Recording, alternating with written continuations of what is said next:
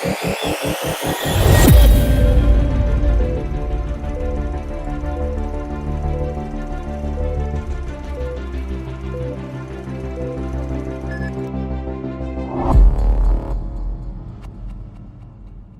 everybody. You're watching Pounders Live. We are here. I'm here at the Puritan Barn, and I'm going to be having a special guest on tonight. We're going to be talking about keto, and we're going to be doing a full disclosure on keto. Also, we're going to be talking about this in reference to an end times diet, because there's a lot to this diet, and I know a lot of people that are skeptical in the chat, and I get it. You know, there's like, usually if you're not ready to do something, you're not going to do it, and I get that totally. But I can say this, that, you know, myself, I've been on it for almost 10 weeks now. Joshua Watts, a friend of mine, 3 really good friends of mine that I see on almost, you know, not quite daily basis, but pretty weekly, have been on it for a while. Many of them have been healed of different ailments that they've had, being able to sleep better. There's a lot of different things that are positive with this. I myself have lost, just being on it for 10 weeks, and I'm not going hard like some people do. Some people literally like lose 40, 50 pounds in amount of time that I've lost what I've lost, but I've lost 25 pounds in 10 weeks, healthy. I feel great. I feel fantastic. I don't even know how to really put it into words, because I know that, you know, you guys are thinking, oh, he's just trying to sell this to you guys. I'm really not. I'm just telling you the truth about me and about the people that I know that have been involved in it. But also tonight we have a special guest who is what I would consider one of the top guys in the keto lifestyle. In fact, I've doing a lot of research on this since last time he came on, and about half the videos that I ran into, I would see Danny on these videos. They would always be talking to him about this, and he would always be, or either that or he's giving an interview or talking about case studies, and it's really been enlightening in a lot of ways. And actually, since last time you guys came on, I wanted to read this before I have Danny on. This is a comment from one of our listeners that started the keto after the last time we had Danny on the program, and this is what she had to say. It says, or he had to say, it says, his name's Nimrak. He said, "I did exactly what others have said and what you guys said the last time you did a show together. 0 gluten, 0 seed oil, 0 soy, 0 processed anything, but gut dyes, corn, syrup, so on and so on. And I don't eat food that I don't prepare myself. I'm down 54 pounds since March, 265 to 211 as of today." And he goes on to talk about things he's incorporated into as far as his movement and everything like that. But this is just one of the testimonies. I've seen others, Danny, on this that I've seen on Instagram. That one person said that their brain cells were regenerated or something along those lines. Like, there's a lot of positives to this, and eating right really does play a huge part in mental health, physical health, and all of these things. So we're going to talk about this tonight. We're going to be answering a lot of your guys' questions tonight on Q&A after the show, as long as Danny will stay around with us to do so. But also just questions you guys have sent to me. And this is going to be good, because there's a lot of questions I still have about this, and I know that you guys do too. And I know a lot of you guys I've already seen in the chat have had your lives changed by this. So we're going to talk about this, and we're going to discuss all the good, the bad, and ugly that goes with it. So I want to welcome to the show Danny Vega. Danny, welcome to the show. Thanks for having me, brother. Yeah, man, I'm excited to have you on. Like, you know, well, last time you came on, I hadn't started the keto diet yet, but I figured, like, after having you on, I was like, you know, I've got to give this a shot. I've seen what it did to my friend Joshua Watts. He's lost so much weight and continues to do so, and also not just the weight, but the pain medications he was on, the diabetic medications that he was on, all of that, either completely done with or to a bare minimum. And seeing that take place, I knew, you know, I had to hit a plateau. I train all the time. I train as much as I can for fighting, for jiu-jitsu, just physical training. And I had hit a plateau around 250. I was gaining muscle, but I really wasn't losing any fat or losing any weight. And, you know, I have a tournament coming up in like September, so I wanted to cut down and do this. But now that I'm actually on it, man, I feel like this is something that I could go on forever. And it feels good. And also you do have a lot more options in keto, of course, than carnivore, but you have a lot of options, and you have a lot of really good, wholesome foods that you're supposed to be eating, that people used to eat back in the day, and they lived off of those things. So with that being said, Danny, just give people just a little bit about your background in this, some of the things that you've accomplished through this, and then we'll get into the questions. Yeah, so first, like my knowledge, this is my specialty. I was a collegiate, started off as a collegiate strength and conditioning coach, played college football, and I left the strength and conditioning industry back all the way back in 2007, and keto was what reignited my passion for all of this. Like this is what I always wanted to do. I was competing in powerlifting. I was top 25 in the country in the 220 weight class. And I tore my meniscus and I was like, you know what? I got to pull out of my powerlifting meet. And at the time I was 245 and my buddy put me on a diet and it was a bodybuilding diet. And it was just the fat was low. And then by the end, it was 4 months. I was really lean and I was really miserable. And I thought that the weight loss would make a bigger difference in the knee pain. But that whole time I had a buddy at the gym who was like, man, you got to try this keto stuff. He was a grad assistant doing graduate work here under two guys who are now my friends, Dr. Ryan Lowry and Dr. Jacob Wilson. And he kept on trying to tell me to do this. So by the end, I was like, you know, what do I got to lose? So since my carbs were kind of low at the end on this other diet, because when you go on a typical diet, the first thing they want to cut is fat. Well, and then at the end, your carbs are low too. So my carbs were kind of low, but when I added that fat, I was living in a two-story house at the time, and I always had to. It took me like an hour to get up and down the stairs, like in the morning. I had to grease these joints up. I felt way older than I was, and like in 2 days, that pain was gone, and I just got obsessed. And so I went back to my buddy. I said, "Send me everything you got." He sent me 41 published papers, which I devoured immediately. 2 months later, I was hosting a podcast called The Ketogenic Athlete, which ran for 4 or 5 years. And then I was a medical device rep at the time. And I didn't know at the time how contrary that was to what I do now, but it was nice because I basically, by 2017, which was a year after I started this, so I've been doing this for 6 years. June 2016 was when I started. I knew that I wanted to do this, like make a difference and do this. There's so many people that don't know about this, what they're hearing from their doctors, what they're hearing from their dietitians. A lot of the time, these people are not trained in nutrition. And, it takes about, on average, 18 years for research to hit someone's medical office and change their habits. So it's really hard for doctors to keep up. So it's our job to really try to share this information, share these stories. And so 2018, we started Fat Fueled Family. And my specialty has always been ketogenic diets and performance, and also ketogenic diets with the family.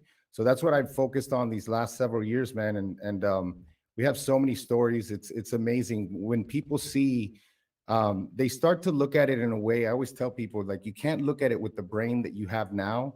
Your brain that you have now has cravings. It's thinking it wants an out. It's like, what about this? Can I cheat? All of that changes. And it's not to say that you're not going to ever, indulge in things again, but it really does rewire your brain. And that's just one of many benefits. And that's so true. Like something like donuts, that I used to love donuts, like the idea of eating them knowing that there's no nutrition in donuts. Literally, like you're eating pure saturated fats and sugars. It's just horrible, horrible for you.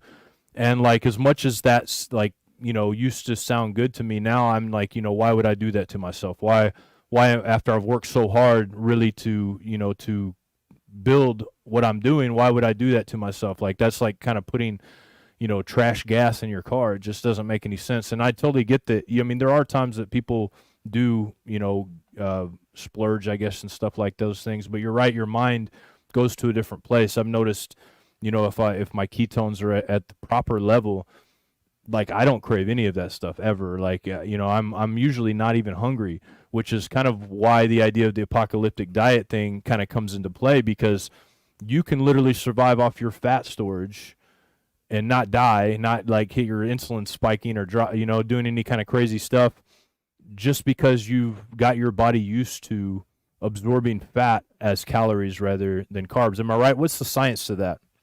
Man, so I love sharing this fact. So, on any given day, we have about 2,000 calories that we can use from our sugar reserves, from our glycogen stores. And those are stored in our muscles and in our liver. So that's your body's full capacity for storing up carbs. So if you tried to, eat like several loaves of bread to store up, some energy, you would only be able to keep like 2,000 of those calories. And that's all that would be available to you. The average person has 40 to 100,000 calories in fat available to them that can be used as energy. So the key, you need to have the key to unlock that fat. And if your insulin is high, you will not be able to use that fat because you're basically your body's wanting to burn through the sugar. So everybody will eventually hit ketosis. If we were to be in this end of the world scenario, everyone would eventually hit ketosis because there would be a lack of food. You'd eventually get into ketosis, but you'd be going through that in a very difficult time. And so that's why it's better, in my opinion, to at least have periods of the year where when you're in ketosis, you can do it all year round. I do it all year round, and I consider myself someone who's really active. So I'm basically a fat burning machine. And what ends up happening is you go back to a more primitive metabolism. You go back to we used to think about it this way. Even 300 years ago, we didn't have access to, fruits and vegetables and starches year round. Those were all seasonal things. So in the winters, you'd have to prepare yourself for the winters. You'd have to store up your grains. You'd have to also, maybe dry out some meat for jerky, things like that.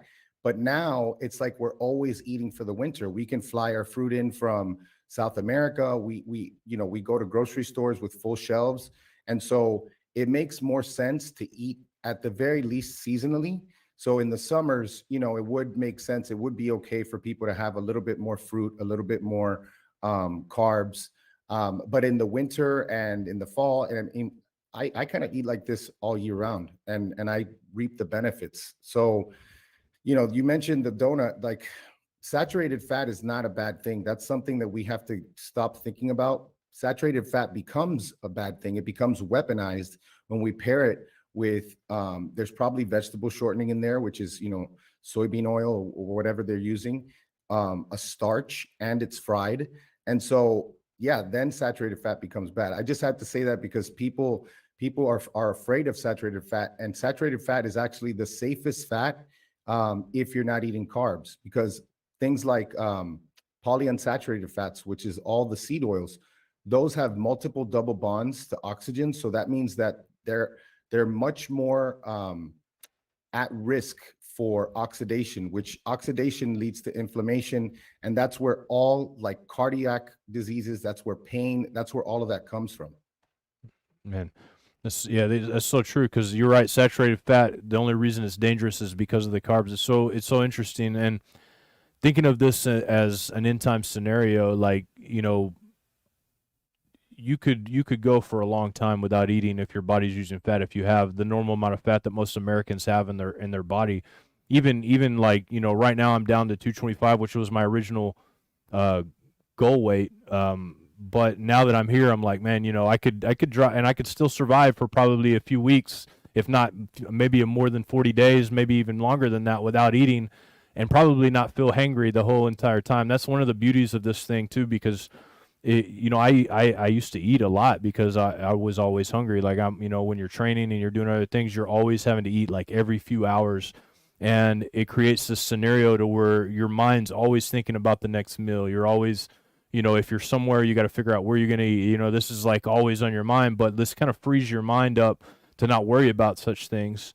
And it's pretty amazing, man. And you can gain muscle in this. And can we, before we get started, I know there are people right now asking, how do I start this? What do I do to get started? Because it takes getting started, and there's going to be a lot of research along the way. But like, if I were to start tomorrow, what would I do? Well, I'm really grateful for all the information that's out there, but at the same time, it's like a double-edged sword. You're going to start reading about intermittent fasting. You're going to start reading about all these things that I would consider advanced things. The first most important thing is you're going to get rid of snacking. So you want to start with 3 square meals a day. A lot of people do 2 meals a day, a lot of people do 1 meal a day, but because of the way keto is, we actually have this metabolic advantage, which means like when we're burning more fat, we actually when we are eating lower carb, we actually it's kind of like sitting with your car in neutral and just hitting the gas. Your body's expelling more heat. So you definitely don't want to lower the calories or try to track your calories as far as getting yourself in a deficit. I just want to make sure all these things, because a lot of people are going to be like super gung ho. I think eat to satiety. Breakfast is, first of all, any meal could be breakfast, but I'll share what I had this morning. I have these cauliflower thins that I get at Costco. They're made out of cauliflower and cheese.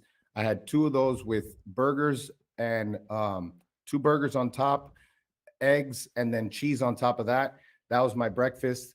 Lunch, I had, I love my burgers. I love ground beef. I had burgers and lettuce. And then dinner, I just had like 20 ounces of chicken thigh. But, what is keto? It's low carb, very low carb. So you're not going to have starches. You're not going to have things like sweet potatoes. You're not going to have things like even some of the squash variations are a little bit higher carb, but green leafy vegetables, all the cruciferous vegetables. I also really recommend that when people eat the vegetables, that they eat them cooked. So try to cook them as much as possible, because that's going to minimize anything with your gut. You're not supposed to be bloated. You're not supposed to be gassy. So usually that comes from issues that come from the plants, but most of the time you can cook those out. And then definitely animal protein has to be a staple. Animal protein, especially ruminant meat. So anything like lamb, bison, beef, what else? Venison. All of those animals, they actually have the most nutrient dense meat. Chicken is and turkey is great. It's a low fat option, but you have to keep in mind most of the vitamins and most of the vitamins that we need, they're fat soluble. So you need to have a good amount of fat in your food so that you can absorb the vitamins that you're getting from the food. So you can have your chicken. I prefer chicken thigh. Chicken breast is okay, but if you're going to do chicken breast, you're going to want to have some fat with that. And then it's really that simple, man. I mean, I try not to eat out. We really barely eat out. Like if I can cook myself a 20-ounce ribeye on my grill, why am I going to go pay $60 at a restaurant? And then a lot of the time, my wife will get inflammation because sometimes they use vegetable oils. So you got to keep in mind all of those things. But it really is that simple. You shop on the outside, the outer aisles of the supermarket. If you have a cost share, like a local CSA, you can get your produce from there. You can, of course, you can grow your own produce. And then the best thing is to shop locally. You have your local ranchers, your local butchers. But if not, supermarket meat is fine. I always say even a grain-fed Walmart package of ground beef is probably going to be better than organic quinoa. Nothing against quinoa, but it's just going to be much more nutrient dense. Yeah, and that's an important thing about it. Now, one question I have for you. This is what I do, and I know that maybe it's too complicated or whatever for some people, but there's this app called MyFitnessPal, and you might know of another one that's better. I've been using that for 9 years. Yeah, I love it, man, because it tracks all of your macros, so you know like how much fat you're getting, how much protein you're getting, how many carbs you're getting, and there's no guesswork in that. It's really easy too. You can just input it in. But what is the percentage that you suggest if somebody's doing keto, not carnivore, just keto? What is the percentage of carbs to fat to proteins that you suggest? I know it's different for everybody I've seen. Yeah, it is definitely different from everybody. I would the good thing is that keto is much more popular now. So the days of people eating really low protein are hopefully behind us. There's very few people that even people with kidney issues, there's tons of studies that show that eating high protein, even if you have kidney disease, isn't a problem. So, that you used to hear it would be around 20% protein, 75% carbs, and 75% fat and 5% carbs. I'm probably closer to well, I won't say what I am because I'm carnivore. So my protein's like 35%. But I think anywhere from 20 to 25% protein and then 65 to 75% fat. Sometimes people, I notice that my clients, like women, their calories are lower. And so the percentage for carbs is not as important as the other two, because with carbs, it's going to be more accurate if you look at it in the sense of total grams, because you can have a diet that like a really high calorie diet, someone who's 400 pounds, that person, 5% for them may be too much. And in that case, I would say like a total carb count, if you're just a regular person who's not really active, total carb count 50 or less. If you have insulin resistance, and you can tell by simple things, if you have skin tags on your body, if you have discoloration in the back of your neck, if you carry your fat around your belly, that will likely tell you that you're insulin resistant. And it's really interesting because people go to the doctor and they can be insulin resistant for up to 15 years before that shows up on their A1C. That the A1C is your average blood sugar for the last 3 months. So your doctor, you go in there and they just pat you on the back. You kind of want to tell them that you have pain, you have rosacea, you have certain things that are like obviously not right, but according to that blood work, you're fine. So that's why, unfortunately, doctors, and there's many of them now that are doing this, they're not getting to the root cause. And it's a fact. Our eating and our lifestyle is the best thing we could do. Everyone that's listening to this, hopefully understands that God did not create something that can't heal itself, that, if treated the right way, is not going to operate. None of us have, a deficiency in statins. None of us have a pharmacia deficiency. We don't have any deficiency in any drugs. There are, uses for those, especially for people with more serious issues, but most of that we can do with our diet. And so with the carbs, just going back to what you asked me, with the carbs, I would say no more than 50. If you have like insulin resistance and you have, obviously you're carrying your fat around your gut, I would definitely say like 25 carbs a day or less. Very good. That's what I try to keep it under 50, and I usually stay about 20 to 30. So that's good to know. Like I've out of all the different methods that I've seen, like I feel like that's the one that makes the most sense to me out of all the ones I've seen, because I've tried to weigh a bunch of different stuff. I mean, I don't like to bug you but I Oh, know you dude, would you give me should. any information you would want to give me, because Yeah. I have bugged you before. But at the same time, it's like I want to make sure that like I educate myself on these things as well, and this helps out a ton. First off, because like there's so many different things on carbs. Like I watched this one guy, and I think it actually was, I think it was like two sisters or something actually, and they gain weight on keto all the time. They're always talking about like how they're trying to do keto and this and that, and their suggestions were like nothing I'd ever heard before. But if that was like the first thing you came across, you'd be in big trouble trying to learn like how to do keto. And so your advice is awesome, because that's pretty much exactly the what I've been doing, and it's really worked for me. So I appreciate that, and I know the audience appreciates it. Now, another question that I have about this is, a lot of people are going to be asking, especially those, because we have a lot of listeners that are anywhere from 30 all the way up to 70, right? And so I know that there are going to be those that are in their 50s who are suffering from low testosterone levels, because this is what naturally happens to people as they get older with the foods that we ingest and everything along those lines. And we're talking about men here, right? The testosterone levels shrink down. How can this help that? Is it possible for testosterone levels to increase? Is it possible, uh, I mean, for that to take place? That's a huge deal for a lot of people, because it's either you do it somehow with your diet, or you go to the doctor and they give you testosterone replacements, or you just feel tired and weak all the time and all of that. So what do you know about that? Yeah, so like from a biochemical standpoint, we need cholesterol to create testosterone. And so, it's really unfortunate that a lot of people I'm seeing, like, it kills me when I see like a firehouse, like a whole firehouse going vegan. because a lot of these men are in that age group. And I know a lot of firemen and, a lot of these propaganda movies come out, which, by the way, if you guys want an antidote for a vegan propaganda movie, check out Beyond Impossible. That's by Vinny Tortorich.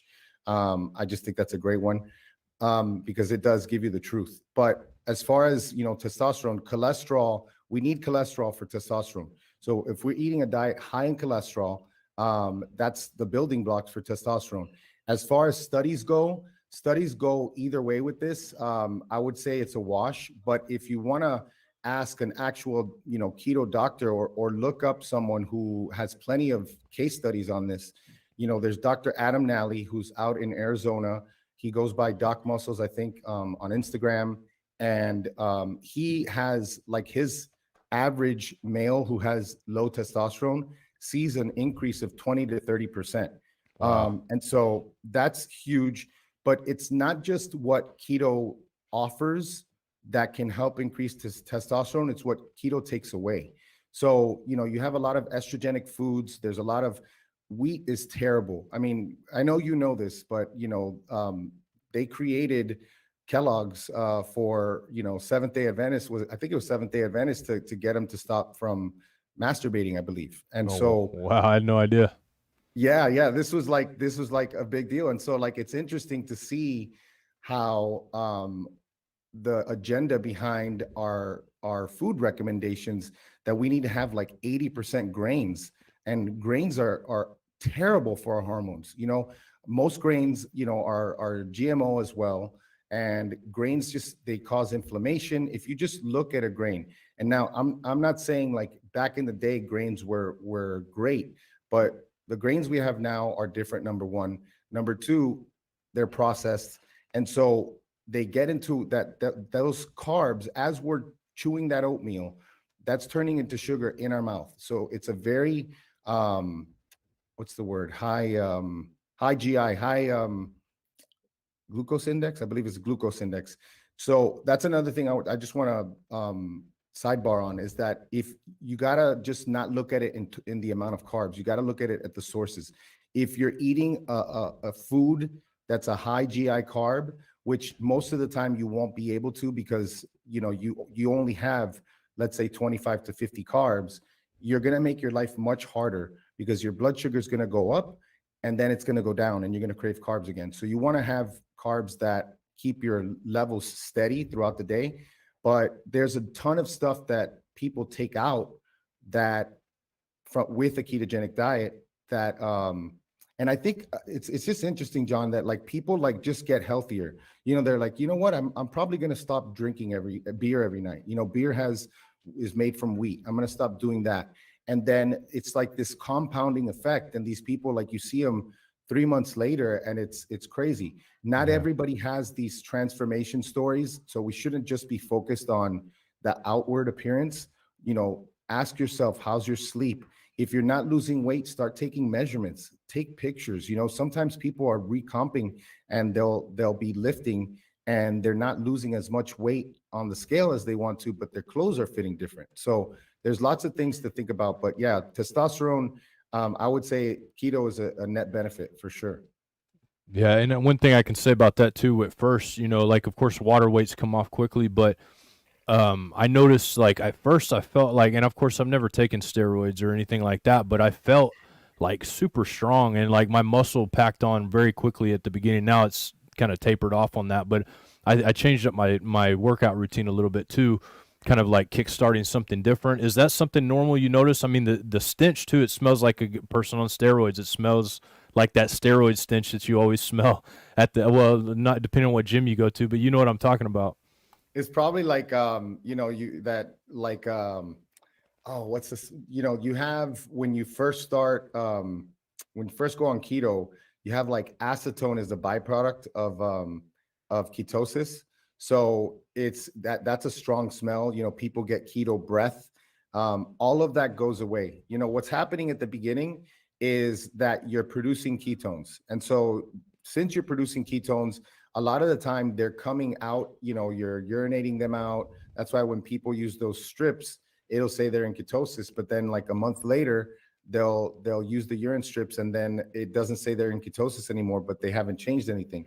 That's because that's good news. That's because the body's starting to use those ketones. And like I told you, there's definitely a an adaptation. You got to look at all the you definitely want to set up expectations. Should I give a few of those, John?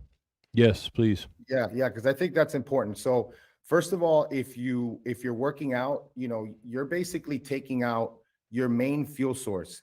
Now, this is not your main fuel source that you were born with. This is your main fuel source that you've grown up to use. Babies are born in ketosis. Babies are in ketosis as they're nursing. Um, so it's not like it's kind of like how we're born, but of course, with the rise of farming, that's kind of how we've eaten primarily, and that's how we've been able to feed tons of people through farming. But before, we were hunting, we were gathering all we needed, and we were eating seasonally. And so you're going to see there's going to be a big change in your metabolism. You're not going to feel as good in the gym, and you have to just accept that. That's basically the price you pay. So if you're in a competing season, or if you need to be in top shape as far as performance in the next couple of months, that's not the time to do it. I always tell people, like, if you're in a season, wait until the early off season, and that's going to be amazing, because not only is it going to lower the inflammation you got from whatever sport you were playing, it's going to help with your hunger signals. It's going to reset your hunger signals. And so understand that. The other thing to expect, this whole idea of the keto flu, that's 100% real. Some people experience it less than others, but the best thing that you can do, and a lot of people, when they do this, they feel no keto flu, is do not be afraid of salt. Think about this. We have about 16 grams of salt in our body, of sodium, not salt, sodium. And we're recommended, I think, like 2.3 grams. And then we only have 5 grams of sugar in our body, and we're recommended 35 grams a day. That's by the American Diabetes Association. So everything is backwards. So do not be afraid of salt. You're going to need salt. You're going to need to, I would definitely recommend supplementing with magnesium and potassium. You can also do magnesium and potassium rich foods. Good example, I think macadamias are high in magnesium. Avocados are high in potassium. Of course, you can't do the bananas because those are high sugar. So those are known as high potassium foods. But the reason for this is that when you cut out your carbs, your insulin drops. And when your insulin drops, it signals your kidneys to excrete fluid. So like you said, you lose that water weight in the first week. And people were like, oh, you lost all this weight in the first week. It's just water. I'm like, yeah, that's true. But it's going to be fat once my body starts to adapt. So as long as you are supplementing magnesium and potassium, this is only for a month. This is only for, the research is clear. There's a study on magnesium, there's a study on potassium. Both of them show that in the first 28 days, it's because of this change in your metabolism that it's important to supplement.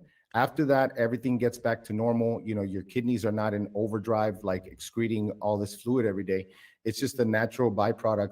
You might see changes in your the way you go to the bathroom. Some people might feel like they have to go to the bathroom more. Rarely do I see them have to go to the bathroom less, but that's whenever you change your diet at all, things are happening in your gut. You have all these bugs that have grown to eat the food that you eat, and of course, when you change that, you're gonna start getting new bugs. So you have to just be aware of that. Other than that, man, I mean, like, the sweats, the smells, a lot of the time when we're burning fat, there's all types of hormones in our fat. So, sometimes people will break out at the beginning, and then all of a sudden their skin's the clearest it's ever been. So just know that that period is very short. If that period is lasting longer, then obviously we can't call it that anymore. Because I know that I know vegans who it's like they're 2 years in and someone's like, you're detoxing. I'm like, no, that's not detoxing. That's something you need to be aware of. And so when I say, these changes, I'm talking about that first month. Mm-hmm. Yeah, I noticed that quite a bit. Now we were talking about that before the show, like, because in grappling, you exert a lot of energy, and you know everybody knows this. But like when before I was not tiring out as quick. At first, I was like, man, I'm tiring out like maybe 2 to 3 minutes quicker, and I'm not talking about like completely exhausted to the point to where I just can't even do it anymore, but like my muscle strength was lowering. But that did clear out after a while, and because I've only been on it 10 weeks. Another reason I started is because I've seen other people in my life, such as my in-laws, that have been on it 4 years plus, and I've seen nothing but positive things out of that. So the long term results in this are amazing. Another question that I have for you, Danny, is about diabetic people or people who are insulin resistant. How can does this help them, or is this harmful to them? Uh, and what can they do to kick this off and maybe help heal their diabetes? Is that even possible? The first thing I would say is that if you talk to your doctor, don't ever tell them that you're doing keto. That's like automatically, that's like us mentioning certain words on this channel. It's just they are taught to for some reason hate that word, which is absurd because most of the time people diabetes would be by far the group that would benefit the most from this. Diabetes is an issue of uncontrollable blood sugar. A lot of the time their insulin, they're super hyperinsulinemic. They also have just a lot of that is from all those years of eating carbs. More and more insulin needs to be released. So when you eat a carb, your pancreas secretes insulin, and what insulin does is it takes that carb to the cell to power that cell. And the more often you eat carbs, and the higher you eat carbs, which we eat very high carb, more and more insulin needs to be secreted. And insulin is very anabolic, meaning it can cause your muscle cells to grow, but it can also cause your fat cells to grow. Insulin, you do not want to be in a perpetual state of anabolism, which is just like growth phase, because you're going to gain weight. You live shorter. Our bodies are supposed to have periods of like, there's like a meal, and then we rest. Our digestive systems rest, and so if we're always in that mode, we're cutting years off of our life. And the best thing that you can do, if the issue is X, and you don't need X. There's no such thing as an essential carb.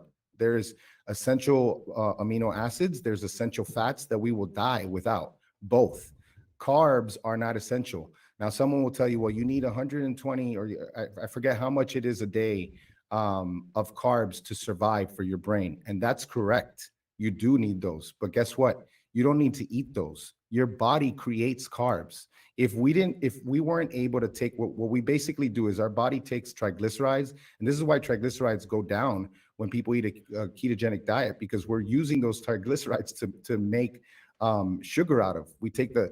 Our bodies take the glycerol backbone off that triglyceride, and it's called gluconeogenesis, and it creates sugar. It's basically the creation of new sugar.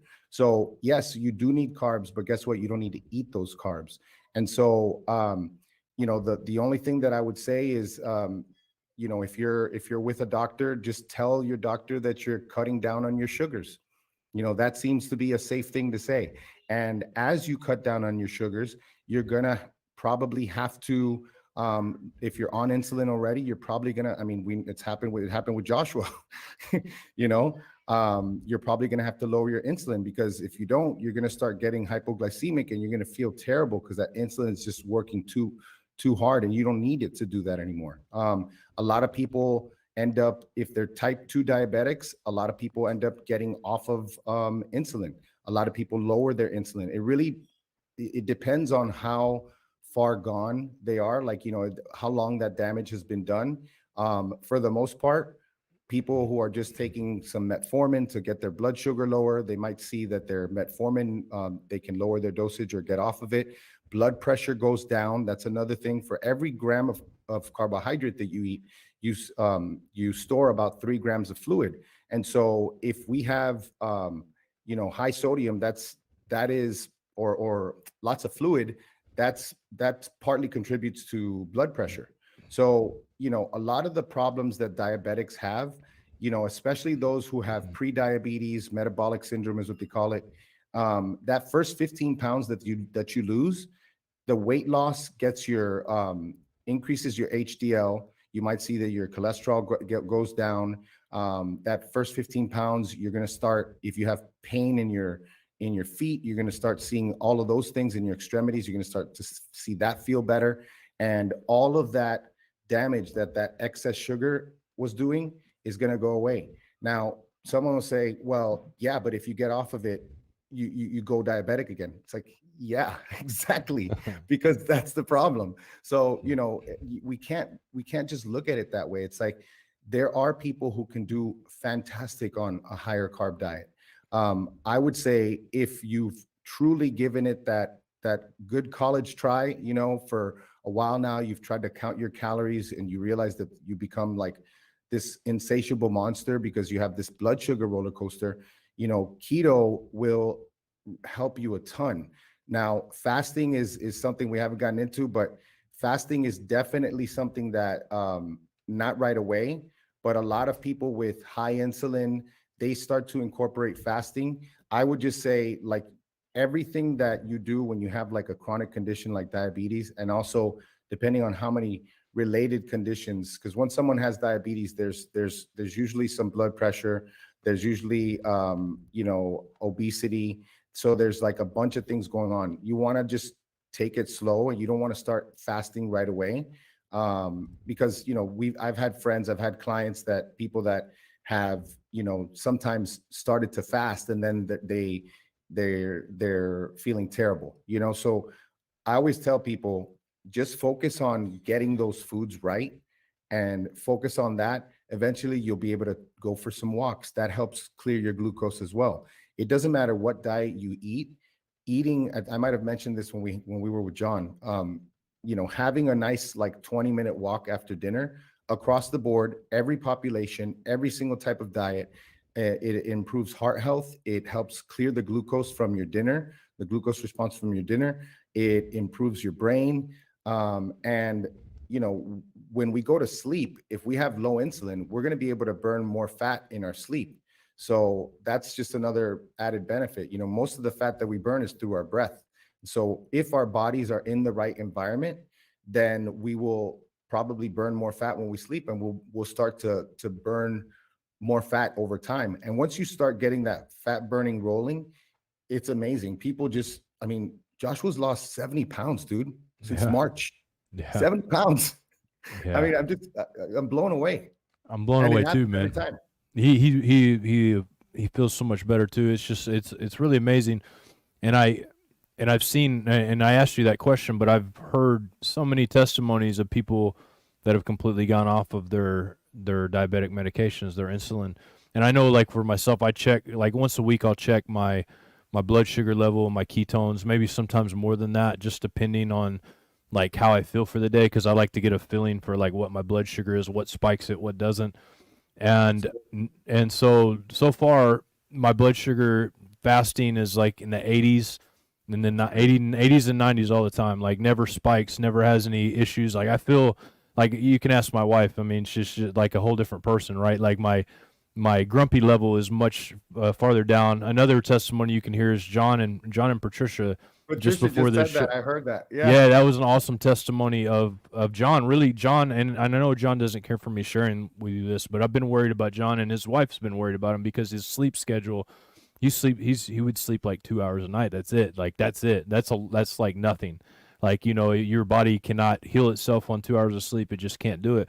Since he started keto, he's able to sleep 7 hours a night. Which is amazing. 6 to 7 hours a night, which is healing his body. I've noticed a huge difference in John.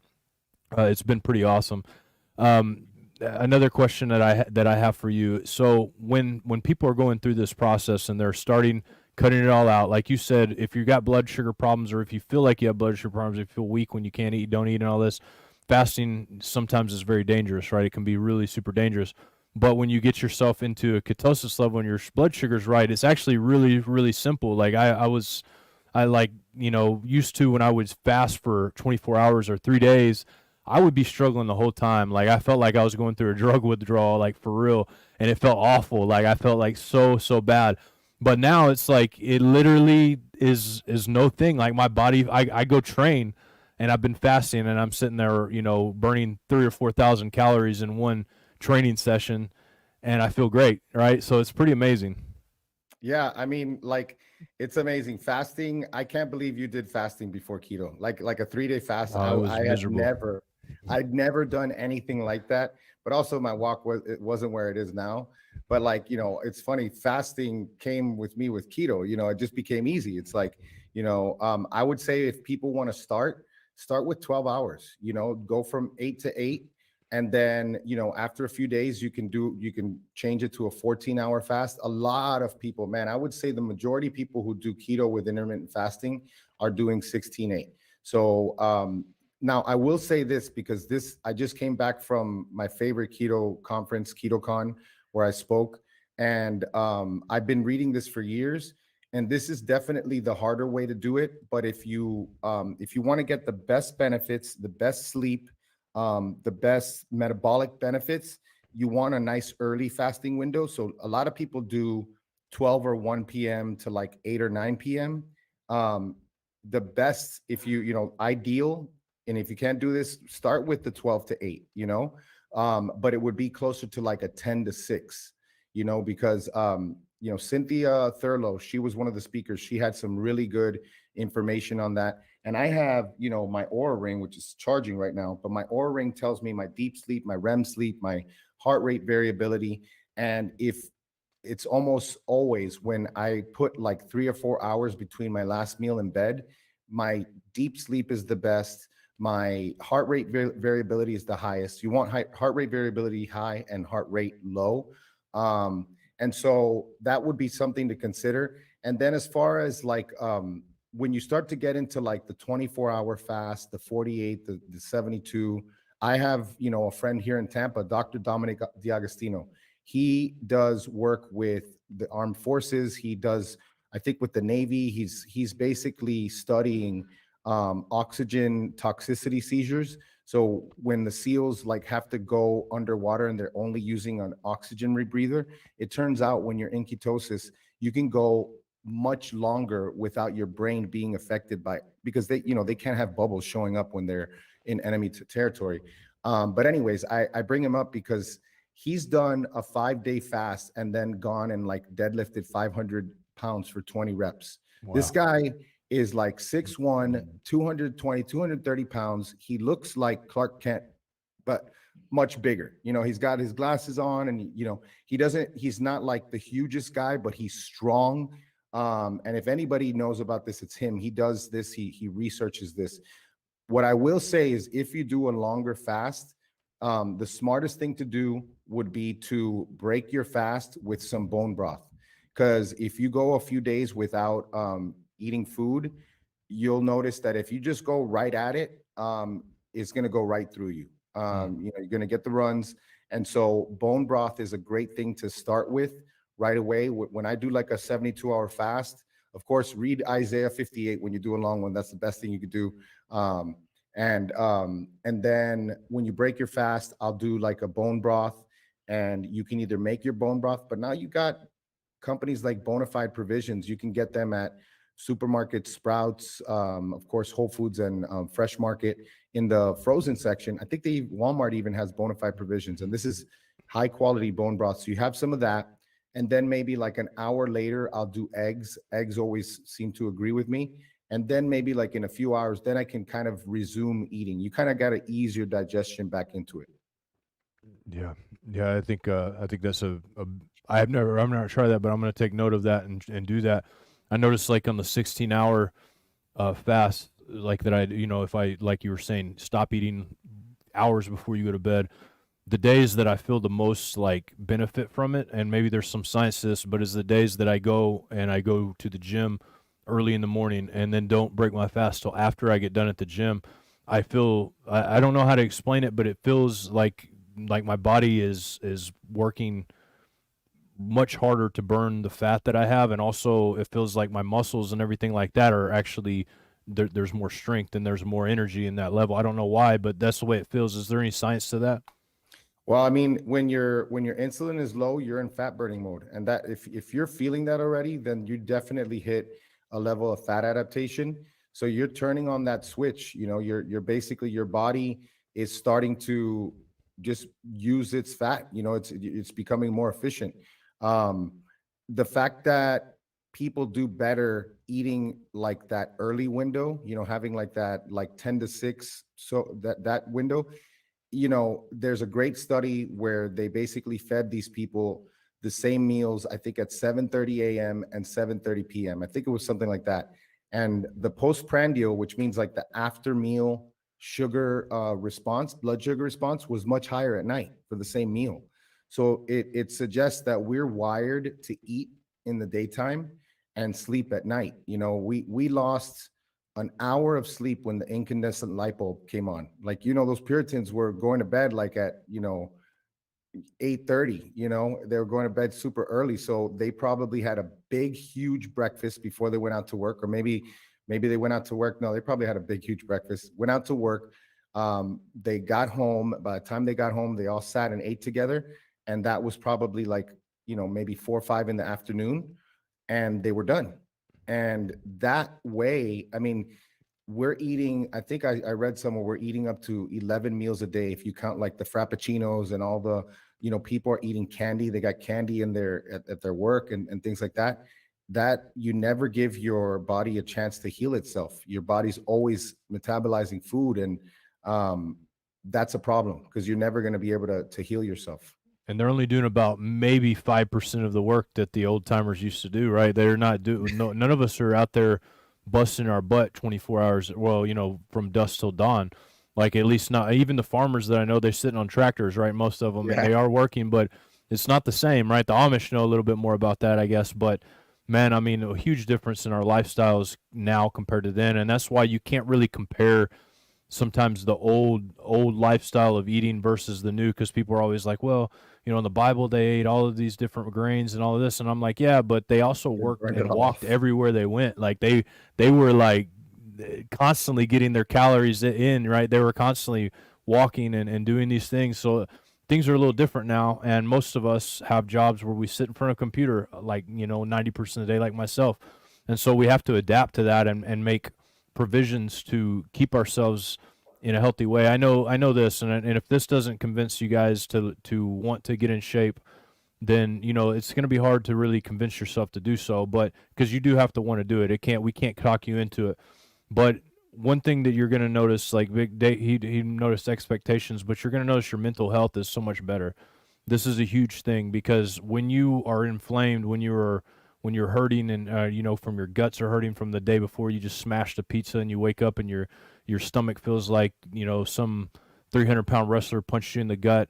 You're not going to be in the best mood. You're not going to be in the best mood when you're always hungry. You're not going to be in the best mood when there's inflammation going on and you're not feeling good, and people that don't feel good are usually in a bad mood. That's just the way it is. But also, in a spiritually, if we give our flesh an opportunity, if we give our flesh every opportunity, and we feed our flesh constantly and make it so much more than it should be, then we could put ourselves into sin that way. Like, being angry is not a good thing. To when you're constantly angry, if you're grumpy toward people, it's not a great thing that you're not able to help other people and do things that you should be doing, especially if you're in the age range that's not, very, very old. Even I know 70-year-olds that are out there busting butt, out there every day knocking it out. And I'm not saying that if you're not, then I'm not trying to make you feel less or whatever, but it's very possible for somebody who's older to do this. I saw my father-in-law do it. Went from being obese and really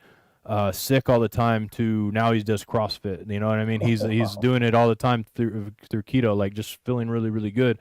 And so this is not like to shame anybody. I totally get being fat. Like I've started my journey a year ago, and up to that point, like in my mind, I didn't really see the need. I didn't even really realize how crappy I felt. I didn't really realize how crappy I looked. Didn't really realize any of that stuff until, it took a long series of events for me to realize these things about myself. And I know that a lot of you out there are coming to a place right now to where maybe you don't feel confident, and that's okay not to feel confident, because you can always do something to make yourself feel more confident, right? You can always do things to up your game and to make yourself better.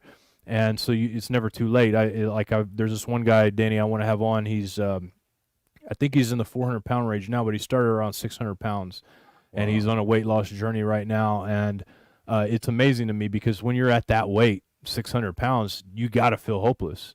Have you Yeah. dealt with anybody at that weight section that has done this and come out on top? No, man, I've had people in the 400s, but not that much. Like I know someone that I met years ago, who actually I believe he lives in Indiana. Um, I believe he lives in Indiana. There's few of those big or like, you need help. I mean, you can't ambulate, you can't get up. I've never worked with anyone like that, but I would, if I worked with someone like that, I'd have to basically be around them. Like, someone like that, you're going to want to be with them. They're not going to be able to work out. That's not even, you know um but what you They can't said. even get out of bed. Like he started out bedridden, like not being able to get out of bed at all. Yeah. And I would say with people like that, it's literally like one step at a time. I'll never forget, I worked with, down in Miami when I was living in Miami. I worked with a guy who was, at the time, he was about 350 pounds. He couldn't work out. We literally started his first workouts that I put him through was taking, the plates that you put on those weight trees in the gym, Yeah. taking the plates off, placing them on the ground, putting the plates back on. And we did that for a while. I have a friend, my buddy Gormy, like he would walk like 5 minutes and back. And then before he would just lose, he would just be just out of gas. And then it went to 7 minutes and then went into 10 minutes. So, you know, I'm a personally like a take the band-aid off type of guy, but the most important thing is to not stop. So like whatever it is, whether you want to say, you know what, I'm going to slowly do it, I'm going to taper off this way, but it has to just, you have to just keep going because, you know, my wife always says, come for the weight loss, stay for the rest of it. Most people come and they're like, I want to do keto. I heard it's great for losing fat. And then, we get caught up in arguments with people saying, well, what's better for weight loss, keto or if it fits your macros or, all of these different approaches. Most of these people who have these issues, keto is going to serve them really well because they're not going to be able to even trust their hunger signals if they're having like 6 meals a day that are small meals with carbs in them. It's just so much harder. But that being said, if they just get started, things will start to change. Your hunger signals, you're going to be able to trust them more. Right now, most people, when they think they're hungry, they're not really hungry. We're extremely overfed. They give kids snacks at school. When these kids that are going to school, they're having breakfast, they're having a snack at 10, they're having lunch, they're having a snack in the afternoon. And so we have to rewire that. Once we do, we have much more stable blood sugar levels. I never knew what it was to not be hungry. We used to go out to the parks, like the theme parks, and we would take like several sandwiches. I would plan it out, because I was always, concerned with health, but I didn't know keto. And I'd be like, okay, I'm gonna eat this sandwich at 10, I'm gonna eat this sandwich at 1, and then I'm gonna eat this sandwich at 3. I would eat one at 9, one at 10, and one at like 11:30. And then like at 1 p.m. I'm dying. Let's go get some food somewhere, because it's just these constant blood sugar up and downs. It just makes it so much harder. So like you said to people, like it's got to come from them. Definitely do not don't look at it like what am I going to lose. Look at it like what am I going to gain. What would it look like if you can actually have control over your appetite and know when you're full and know when you're hungry and trust that. That's amazing. Yeah, man. It really is like out of all the, I guess, things that I've ever done for weight loss or for, and my journey's not that long. I've worked out in the past. I've done different things, of course, but um, I have to say that this one by far is the most manageable, and I plan on staying on it forever because really, even if I look back at the diet I had before that, which I thought was decently healthy, It I sounded didn't. good. It sounded good, but it wasn't really that healthy. Like I didn't feel that great, and like I'm eating things that are actually healthy for me. It's not like I'm just like sitting there devouring a tub of lard and like eating whatever. Like you're actually really eating healthy foods that were meant to be eaten, not foods that are meant to be given to the hogs, to make them gain weight before they slaughter them, right? Yeah, the American diet, if you look at the feed that we give to rats for scientific studies, the the the the ratios of fat to protein and carbs in that feed is almost identical to the standard American diet. Yeah. And we wonder why we're getting so obese.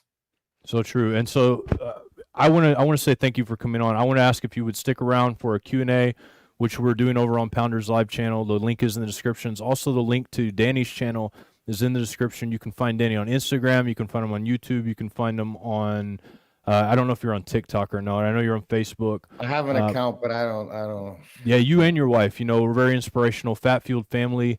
And I think your wife's Instagram is Fat Fueled Mom, I believe, if I remember correctly. Yep. Make sure to check that out. Danny's helped several people that I know personally, and it's been a huge blessing. And not only has he helped the people we know, but he's helped a lot of people.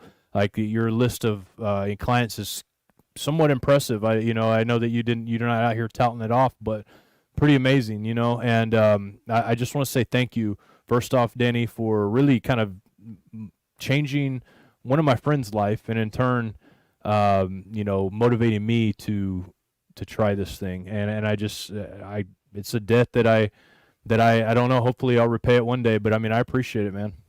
Dude, it's how I serve the Father, man. It brings me so much joy hearing what you just said. So it's my pleasure.